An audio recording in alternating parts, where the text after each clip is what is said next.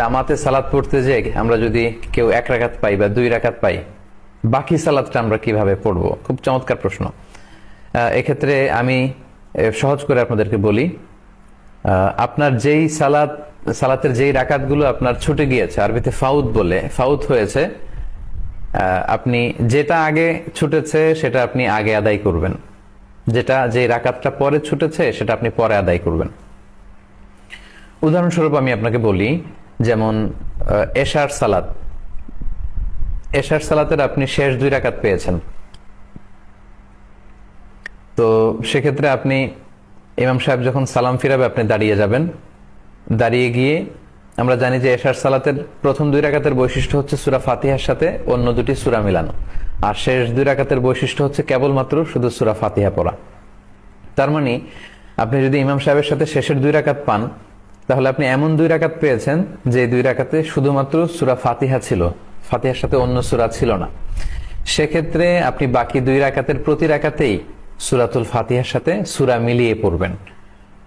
আপনি তৃতীয় রাকাতের জন্য দাঁড়িয়ে রুকু সেজদা করে, চতুর্থ রাকাতের জন্য দাঁড়িয়ে সূরা ফাতিহা পড়ে রুকু সেজদা করে আপনি সালাম ফিরিয়ে নামাজ শেষ করবেন।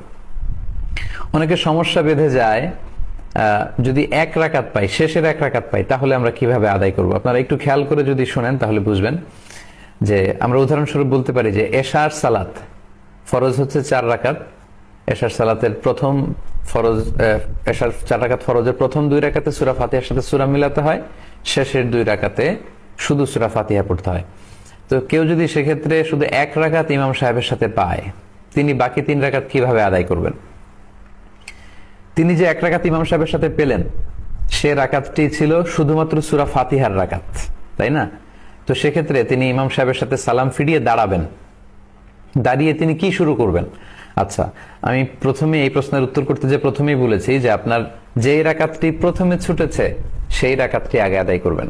তার মানে আপনার থেকে ছুটে গিয়েছে এশার প্রথম রাকাত। এশার প্রথম রাকাতের বৈশিষ্ট্য ছিল সূরা ফাতিহার সাথে আরেকটা সূরা মিলানো।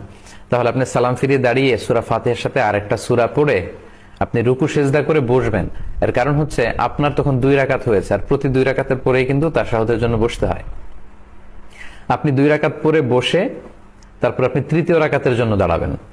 এখন আপনি এশার দ্বিতীয় রাকাতটা পড়বেন, কারণ আপনার প্রথম রাকাত পড়া হয়ে গিয়েছে, দ্বিতীয় রাকাত বাকি। দ্বিতীয় রাকাতের বৈশিষ্ট্য আমরা জানি যে সূরা ফাতিহার সাথে সূরা মিলাতে হয়। তো আপনি সূরা ফাতিহা এবং আরেকটা সূরা মিলিয়ে রুকু সেজদা করে আপনি চতুর্থ রাকাতের জন্য দাঁড়াবেন। তখন আপনার শুধু একটি রাকাত বাকি ছিল, সেটা হচ্ছে এশার তৃতীয় রাকাতটা। আর এশার তৃতীয় রাকাতের বৈশিষ্ট্য হচ্ছে শুধুমাত্র সূরা ফাতিহা পড়া। তো আপনার শেষ রাকাতে আপনি শুধুমাত্র সূরা ফাতিহা পড়ে আপনার যখন চতুর্থ রাকাত পূর্ণ হলো, রুকু সেজদা করে সালাম ফিরিয়ে সালাত শেষ করবেন। আশা করি বুঝতে পেরেছেন।